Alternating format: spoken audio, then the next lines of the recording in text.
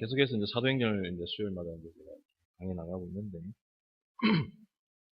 지난 시간에 드디어 이제 소위 꿈에도 그리던 성령이 그 다락방에 모여있던 120 그죠? 사람들에게 이제 내려졌습니다. 각 개인에게.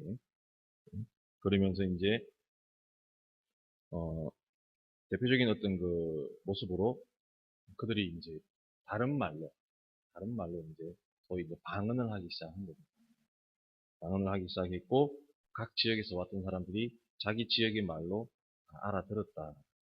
이렇게 이제 그리고 난 다음에 이제 사람들이 이제 막 놀리기도 하죠. 그 사람들이 세술에 취했다. 술에 취해가지고 지금.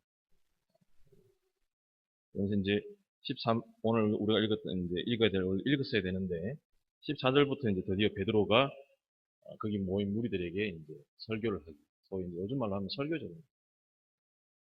근데 지금 이거는 지금 우리처럼 이런 설교의 개념은 아니고, 성령의 은혜를 받고 뭔가 강력한 힘에 의해서 소위 선포가 되어지는 거예요. 지금 베드로가 자기가 무슨 말 하는지도 모를 정도로 지금 선포가 되어지는 그런 상황입니다. 그래서 이제 이 부분을 가지고 이제 우리가, 솔직히 본문이 길었기 때문에 할 이야기가 참 많습니다. 그 많은 이야기 다 할 수는 없고, 큰 틀에서 어떤 중심을 이제 제가 나름대로 보고, 요렇게 가야 되겠다라고 이제 생각한 것들이 있습니다. 그래서 이제 한번 그 부분을 가지고 함께 은혜 나누려고 합니다. 일단, 베드로의 어떤 이 설교를 보면서 저는 열정이라는 단어를 한번 생각해 봤습니다. 열정. 열정. 열정이 이제 좀, 말이 조금 이제 영어로 하면 좀 어렵습니다. 그죠? 안 할게요. 좀 어렵습니다. 그죠? 근데 보통 이제 우리가 패션으로 알고 있습니다. 그 열정이 아니라 이제, enthusiasm이라는 영어 단어가 있습니다. 열정. 이게 이제 소위 신에 의해서 감동되어진 상태를 이제 이 말로 이제 열정이라 이야기합니다. 근데 이 열정이라는 단어는 어떤 단어가 합성이 되었냐면, in.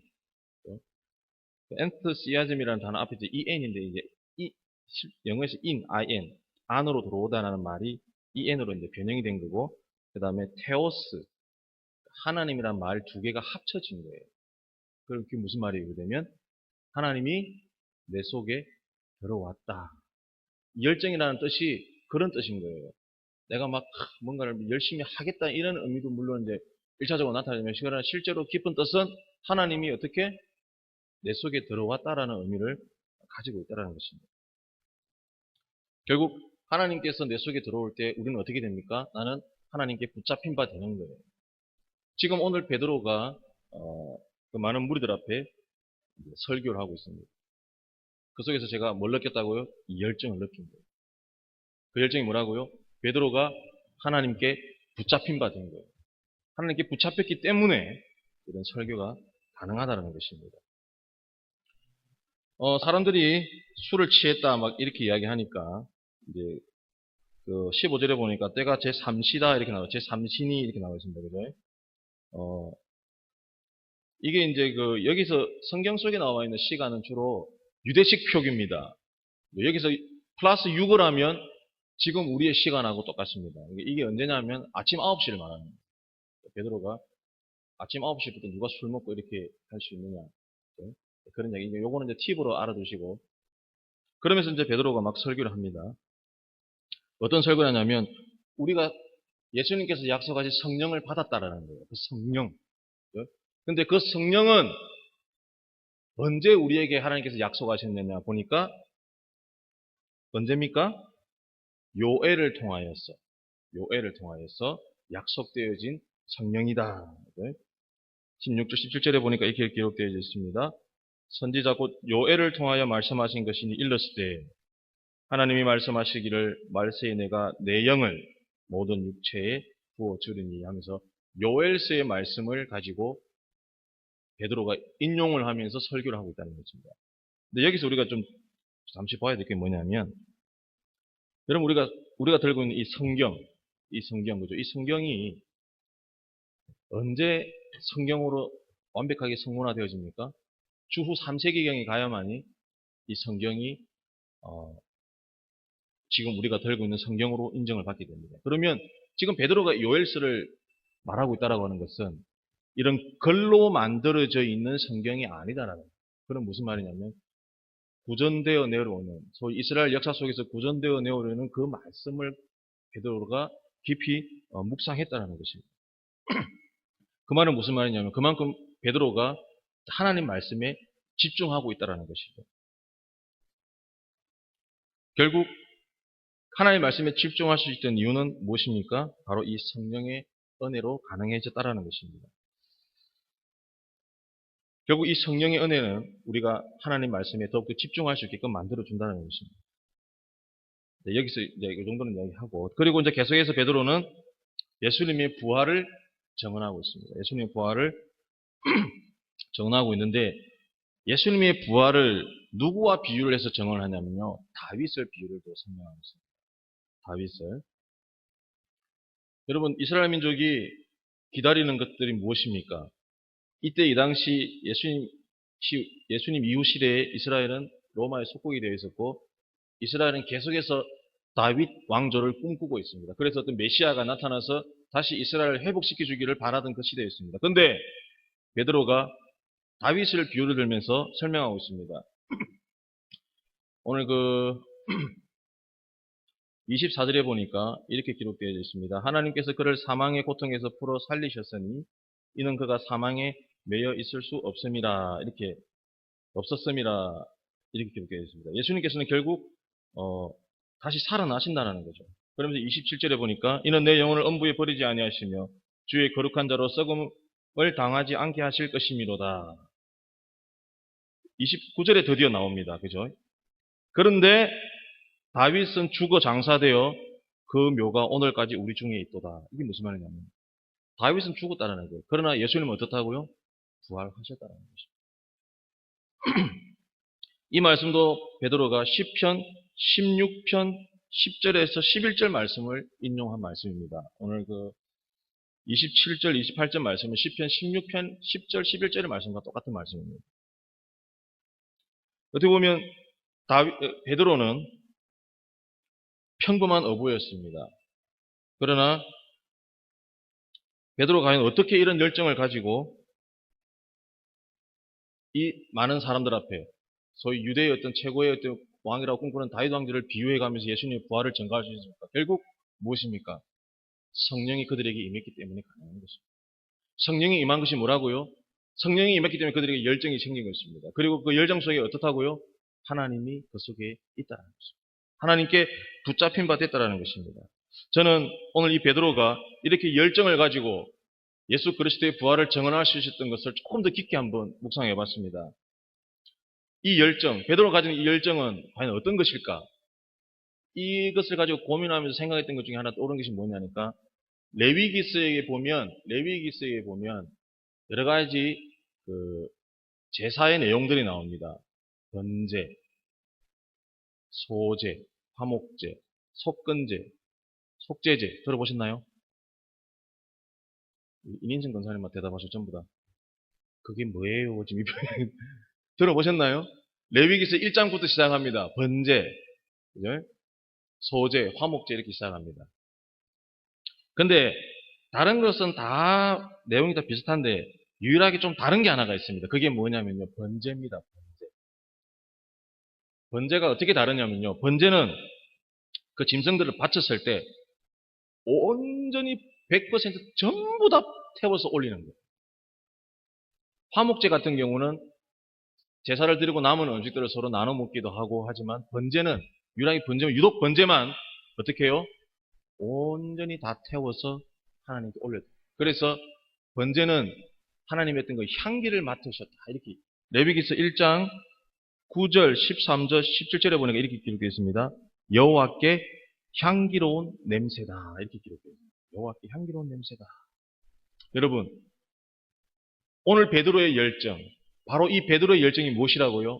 온전히 자신의 모든 것을 태워서 하나님께 올려드리는 향기랍니다. 이것이 바로 우리의 뭐가 되어야 된다고요? 열정이 되어야 된다는 것입니다. 적당히 하는 것이 아니다는 거죠. 적당히 이만큼만 하고 저만큼만 하고 하는 것이 아니라 어떻게 해요? 온전히 다 하나님께 올려드리는 거예요. 그럴 때 하나님께서 어떻게 하신다고? 기쁘게 흥량하시는 거예요. 기쁘게 흥량하시는 거예요. 조금도 두려워하지 않는 어떤 그 열정을 지금 베드로가 많은 사람들에게 쏟아내고 있는 것입니다. 그러면 여기서 우리가 한번 생각해 보시기 바랍니다. 제 자신에게도 물어보고 싶습니다. 그러면 너는 지금 이런 열정을 가지고 있느냐?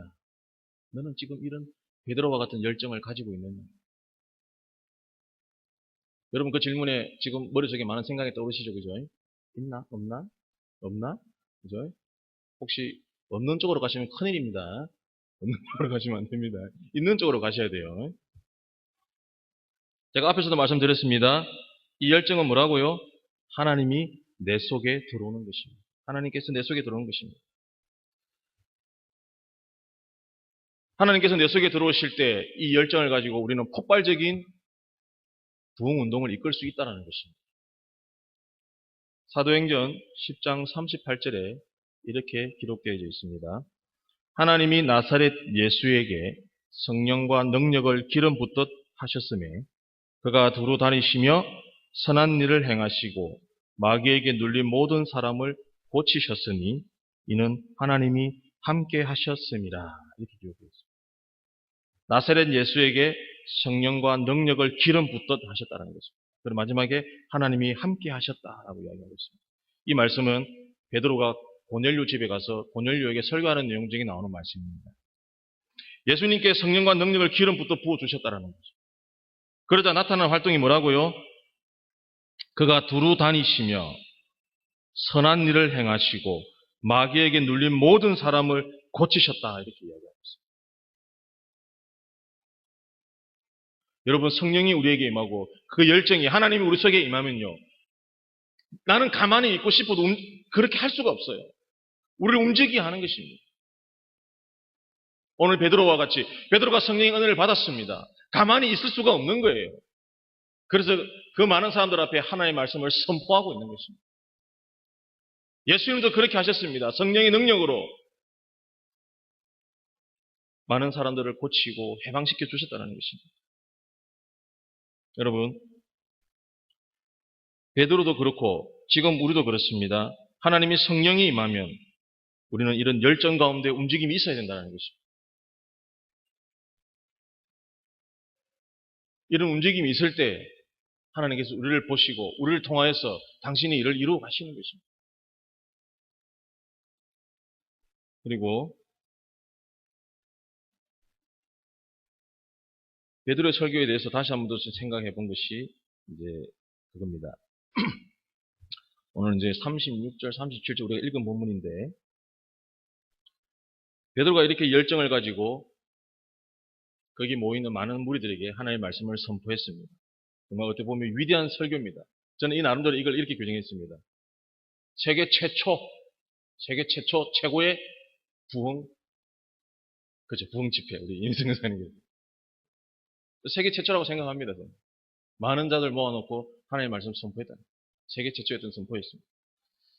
근데 이 선포 중에 가장 우리 마음속에 또 와닿는 본문 말씀이 있습니다. 37절에 보니까, 36절, 37절에 보니까 이렇게 기록되어 있습니다. 그런즉 이스라엘 온 집은 확실히 알지니 너희가 십자가에 못 박은 이 예수를 하나님이 주와 그리스도가 되게 하셨느니라 하니라. 그들이 이 말을 듣고 마음에 찔려 이렇게 말하죠. 마음에 찔려. 마음이 찔려라는 말이 있습니다. 찔려라는 단어를 이렇게 영어 성경에 보니까 cut to the heart라는 말이 있는데 이렇게 다른 그 버전을 찾아보니까 pierce다, pierce. 우리 보통 귀 뚫을 때 뭐라고 이야기하죠? 피어싱 한다 그러잖아요. 이게 뭡니까? 가슴을 후벼 파는 거예요, 그냥. 가슴이 찔린다는 말이 적당하게 그냥 막 콩콩콩이 아니라 가슴을 그냥 후벼 파고 들어가는 거예요, 지금. 베드로의 지금 이 선포되는 그 말씀이 거기 모이는 자들의 가슴을 어떻게 했다고요? 파고 들어가고 구멍을 뚫고 들어가고. 그래서 어떤 다른 분이 이 부분을 이렇게 표현했습니다. 결국 이 마음에 찔렸다라는 부분이 생각하게 한다라고 이렇게 표현하더라고요. 생각하게. 무슨 말입니까? 유대인들이 예수님을 십자가에 못 박혀 죽였어요. 오늘 그 베드로가 선포하는 말씀 23절에 보니까 그가 하나님께서 정하신 뜻과 미리 아신 대로 내준 바 되었거늘 너희가 법 없는 자들의 손을 빌려 못 박아 죽였다. 이게 무슨 말입니까?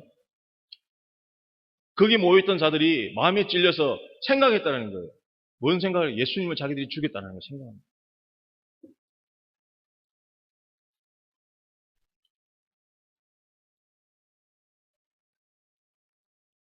이런 말이 있습니다.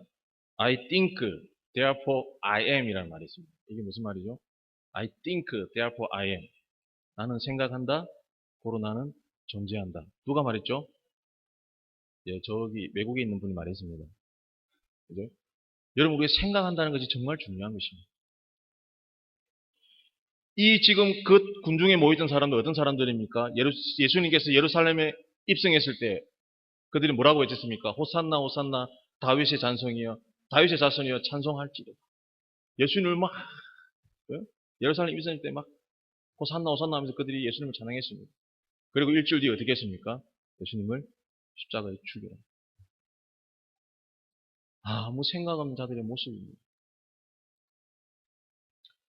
이 생각 없다라는 부분에서 이 정말 생각 없는 사람들의 모습을 전형적으로 보여주는 부분이 어디에 있냐면 사도행전 28장에 나옵니다. 사도행전 28장에 보면 멜리데 사람이 나옵니다. 멜리데. 사도 바울이 로마로 호송대에 갈 때 무슨 폭풍을 만나죠? 네, 유라굴로 폭풍을 만납니다. 그래서 배가 파손되면서 바울이 멜리데 섬에 떨어지게 됩니다. 그때 멜리데 사람들이 바울을 구해줘가지고 어떻게 하냐면 친절하게도 바울을 살려줍니다. 그래서 막 불을 피워서 옷도 말리게 해주고 바울을 이렇게 정성으로 모십니다. 근데 불을 쬐다가 이제 불을 좀 더 지피려고 나무를 묶고 넣는데 거기서 뭐가 나오니까 독사가 나와요. 독사가 나와서 바울을 뭅니다. 바울을 물어가지고 그때 독사가 나와서 바울의 손을 무니까 멜리데 사람들이 저 사람은 저렇게 죽어야 되니까 살인자다라고 이야기해요. 살인자. 사도행전 28장 4절에 나와 있습니다. 원주민들이 이 짐승이 그 손에 매달려 있음을 보고 서로 말하되 진실로 이 사람은 살인한 자로다. 바다에서는 구조를 받았으나 공의가 그를 살지 못하게 함이로다 하더니 아마 그 멜리데 사람들은 이렇게 죽게 되면 자기가 누군가를 죽였기 때문에 소위 인과응보다 이거죠. 그래서 살인자다. 그런데 독사에 물렸는데 죽어야 되잖아요. 근데 바울이 죽지가 않는 거예요. 아무 일도 안 생기는 거예요. 그러니까 그 사람들이 뭐라고 외치냐니까 저 사람은 신이다 이렇게 외치. 아무 생각이 없는 거예요. 여러분 우리가 생각을 하지 않으면요 이렇게 쫓겨다니고 저렇게 쫓겨다니고 소위 주체성 없이 쫓겨다닌다는 것입니다. 지금 우리가 살아가고 있는 세상은요 정말 생각하는 걸 정말 싫어합니다. 생각하는 걸 너무 싫어요. 특히 우리 젊은이들 보면요 그 핸드폰, 컴퓨터 그 지하철을 타면요 지하철을 타보면 이렇게 쭉 사람들이 앉아있지 않습니까? 그죠? 앉아있고 사람들이 서가 있으면 지하철 문이 쫙 열리고 타면요 쫙 보면요 그 지하철 안에서 모든 사람들이 핸드폰을 꺼내놓고 이렇게 앉아있어요. 옆에 있는 친구하고 이야기할 때도 이렇게 바로 라이브로 이야기하지 않고 카톡으로 이야기합니다. 야 다음에 내려. 응 알겠쌈. 이렇게 그렇게 생각하기 싫어요. 옛날에 우리는 무슨 자료를 하나 얻으려면 이 도서관 저 도서관을 막 찾아다녔습니다. 그죠? 대답, 예, 우리 마기명 기자님 고개 흔들었습니다. 그죠? 우리가 무슨 자료를 하나 얻으려면 이 도서관도 가고 저 도서관도 가고 시립도서관, 구립도서관 막 찾아다녔어요. 그죠? 예. 근데 지금은 어떻습니까? 그냥 앉아가지고 컴퓨터만 치면 딱 나와요. 제가 아까 열정이라는 단어 있지 않습니까? 컴퓨터 얘기가 열정 치면 아까 제가 했던 내용이 그대로 다 나옵니다. 똑 떨어집니다. 제가 그 월요일, 화요일 날 축구대회 하러 갔지 않습니까? 그죠? 축구대회 하러 가가지고 축구를 마치고 축구 있고 우리 숙소가 어디냐면 한 20분 정도 떨어진 곳에 있었어요. 차를 타고 가야 됩니다. 근데 가다 있는데 샤워를 해야 되잖아요. 그죠? 샤워를 해야 되는데, 샤워를 할 만한, 이제, 소위, 이제, 찾았어요. 옛날 같으면 지나가는 사람에 다 물어봐야 돼요. 여기 어디 있습니까? 물어보면 대답이 교수님. 지금은 목사님들이 핸드폰 꺼내가지고 치면 축구장하고 우리 숙소 있는 곳까지 가장 편안한 동선을 핸드폰이 다 찾아줍니다. 그래서 전혀 불편함 없이. 여러분, 그만큼 우리는 생각할 필요가 없는 시대를 살아가거든요. 그러나 성령이 임하면 어떻습니까? 우리의 가슴을 어떻게 한다고요? 베드로가 오늘 하나님의 말씀을 선포할 때 그 군중들에게 예수님을 생각나게 했다는 것입니다. 어떻게 생각나게 했냐? 그냥 대충 생각나는 게 아니라 치열하게, 처절하게 예수님을 생각나게 했다는 거예요. 그것이 잘못되었다. 우리가 한 것이 잘못되었다. 여러분, 정말 성령님은 우리로 하여금 예수님을 치열하게 생각나게 한다는 것입니다. 여기서 끝이 난 것이 아닙니다. 그들이 그렇게 예수님에 대해서 생각하고 어떤 치열하게 생각했을 때 그들에게 나왔던 것이 무엇입니까? 그러면 우리는 무엇을 해야 됩니까? 이렇게. 우리가 어찌할꼬? 이렇게. 여러분, 우리는 성령이 우리에게 임하시면 우리를 예수님을 생각나게 하고 그리고 그 생각나면서 끝나는 것이 아니라 그러면 우리는 뭘 해야 됩니까? 그럼 우리는 무엇을 해야 됩니까? 이런 고백이 터져 나온다는 것입니다. 여러분, 우리도 이제 이런 고백이 나와야 됩니다. 하나님, 우리가 무엇을 해야 됩니까? 하나님, 우리가 무엇을 해야 됩니까? 하나님 나라를 위해서, 예수님을 위해서, 당신을 위해서 우리가 무엇을 해야 됩니까? 언제까지 우리는 어린아이와 같이 이것도 주고 저것도 주고 이것도 달라고 저것도 달라고. 아닙니다. 우리는 하나님께 이렇게 기도해야 됩니다. 하나님, 우리가 무엇을 해야 됩니까? 하나님, 우리가 무엇을 해야 됩니까? 그러면서 저는 오늘 이 말씀 중에 정말 제 가슴에 가장 인상적이고 가장 제 가슴을 떨리게 하고 제 가슴을 흥분하게 만들고 제 가슴을 정말 가슴치게 하는 말씀이 하나 이 보는 순간 떠올랐습니다. 오늘 본문 41절에 보니까 이렇게 기억되어 있습니다. 그 말을 받은 사람들은 이렇게 나와 있습니다. 뭐라고요? 그 말을 받은 사람. 그 말을 받은 사람. 그 말을 받아들일 수 있는 사람들입니다. 그 말을 지금 베드로가 하나님의 말씀을 선포하고 있을 때 그 말씀을 받은 사람들입니다. 받지 않은 사람들이 아니에요. 받은 사람들입니다. 받은 사람들. 그 말씀을 받은 사람.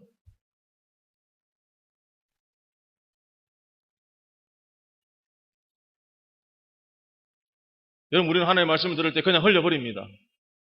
저건 나하고 상관없어. 저게 뭐 나하고 뭔. 여러분, 다시 한번 이야기합니다. 그 말을 뭐라고요? 받은 사람들. 받은 사람. 여러분, 그 말씀을 받은 사람들에게 하나님의 성령의 능력이 임하고 그를 통해서 역사가 일어나는 것입니다. 그 말씀을 내 마음속에 받지 않고 챙겨내면요. 그 말씀은 아무 의미도 없고 아무런 능력이 없는 것입니다. 그래서 그들은 어떻게 합니까? 그 말씀을 받은 자들은요. 회개합니다. 땅을 치며 회개합니다. 하나님, 제가 잘못했습니다. 하나님, 제가 잘못했습니다. 그럴 때 하나님께서 뭐라고요? 성령을 선물로 그들에게 주십니다. 38절에 베드로가 이르되 너희가 회개하여 각각 예수 그리스도의 이름으로 세례를 받고 죄 사함을 받으라. 그리하면 성령의 선물을 받는다. 그 말씀을 받은 자. 그 말씀을 받은 자들이 하나님의 교회를 세워 나가는 것입니다. 그 말을 받은 사람들은 세례를 받으며 이날의 신도의 수가 3,000이나 더하더라. 이렇게 나와 있습니다. 여기서 숫자가 무슨 의미가 있습니까? 그 말씀을 받은 사람, 한 사람이든 두 사람이든 그 말씀을 받은 사람들이 있으면 역사는 일어나는 거예요. 역사는 일어나는 것입니다. 그 말씀을 받지 못하니까 하나님의 말씀이 능력이 없는 거예요. 오늘 진정 하나님의 그 말씀을 받았어. 내 가슴을 후벼 팠어. 하나님, 우리가 무엇을 해야 됩니까? 그래서 하나님 능력을 나타내는 저와 여러분들에게 간절히 소원합니다. 예, 이제 마무리 짓도록 하겠습니다. 미국에 가면 세들백 교회가 있습니다. 미국에 가면 세들백 들어보셨나요? 목적이 이끄는 사명에서 릭 워렌 목사님이 있습니다. 릭 워렌 목사님 그 세들백 교회 이야기라는 책이 있습니다. 좀 이렇게 두꺼운 책인데 저도 그 책을 십몇 년 전에 읽었던 것 같아요. 기억이 좀 가물가물한데 그 내용에 보면 그런 앞에 서론에 보면 이런 내용이 있습니다. 그 릭 워렌 목사님이 한 친구하고 강의를 빼먹고 그 당시 1970 몇 년도 당시 미국의 달라스라는 도시의 가장 큰 침례교회 목사님인 크리스웰 목사님의 설교를 듣기 위해서 560km나 떨어진 샌프란시스코를 향해서 릭 워렌 목사님이 떠나게 됩니다. 젊은 청년이죠. 릭 워렌 목사님. 친구와 함께 수업 다 빼먹고 560km나 떨어진 여기서 560km면 부산에서 서울까지 약 한 400km니까 부산에서 평양 정도 되나요? 그러면 부산에서 평양 정도 되는 거리를 그 목사님 설교를 들으려고 릭 워렌 목사님이 가는 거예요. 그래 가서 설교를 다 듣고 마지막에 이제 목사님이 축도를 막 해주는데 드디어 릭 워렌 목사님 순서가 된 거예요. 근데 릭 워렌 목사님 순서가 딱 됐을 때 그 크리스웰 목사님께서 갑자기 그 릭 워렌 목사님한테 축도를 해주면서 이렇게 이야기했답니다. 나는 자네에게 특별히 안수기도를 더 해주고 싶다네. 그러면서 이렇게 했답니다. 아버지, 당신의 영을 이 젊은 설교자에게 갑절로 부어 주옵소서. 그가 목회하는 교회가 달라스 교회의 2배로 성장할 수 있게끔 하옵소서. 이렇게 축도했어요. 크리스웰 목사님이 그 릭 워렌 그 사람이 누군지도 몰라요. 근데 그 젊은이를 보면서 달라스 목사 이렇게 했다는 거예요. 자기가 생기고 있는 교회보다 2배로 성장하는 교회 했다. 그때 그 속에 릭 워렌 목사 속에 뭐가 들어갔습니까? 하나님의 열정, 성령이 임한 거예요. 그의 가슴이 파고 들어가고 가슴이 타고 들어가고 하나님을 위해서 내가 무엇을 할까 고민하게 되고 결국 그가 행동을 옮겼을 때 어떻게 보면 지금의 세들복 교회를 만들어냈다는 거죠. 물론 여러 가지 많은 어떤 이야기들이 있지만 여러분 그 하나님의 열정이 그 속에 들어가서 그의 마음을 후벼팠을 때 여러분 그가 움직이게 되고 그가 하나님을 위해서 위대한 종으로 사용되어진다는 것입니다. 여러분 하나님을 향한 열정을 회복하시기 바랍니다. 그래서 우리의 영혼의 울림의 소리에 귀를 기울이시기 바랍니다. 그래서 성령의 능력을 받아서 우리를 통하여 아니 나를 통하여서 가정이 회복되며 교회가 회복되고 또한 하나님의 나라가 여러분 확장되기를 기도하시기 바랍니다. 그럴 때 우리 성광교회도 하나님의 능력이 나타나며 어떤 다시 한 번 더 부흥의 능력을 체험할 줄 믿습니다. 그래서 우리 성광교회 온 가정과 우리 교회와 이 나라가 하나님의 어떤 성령의 능력, 열정이 회복되어지는 그 축복이 저와 여러분과 함께 하기를 간절히 소원합니다. 네, 기도드리겠습니다. 하나님, 이 시간 우리 자신을 돌아보게 됩니다. 우리 속에 하나님을 향한 예수 그리스도를 향한 열정이 있습니까? 우리의 열정이 회복되어지길 원합니다. 하나님 강하게 역사하여 주시옵소서. 우리의 심령이 변화되며 그래서 하나님 옆에 나와 하나님 우리가 무엇을 해야 됩니까? 고백하며 하나님께서 우리에게 원하시는 그 일들을 해나가는 그래서 하나님의 능력을 나타내는 하나님의 축복을 나타내는 우리 온 성광교회 그리고 또한 우리가 될 수 있도록 하나님 축복하여 주시옵소서. 예수님 이름으로 감사하며 기도드렸습니다.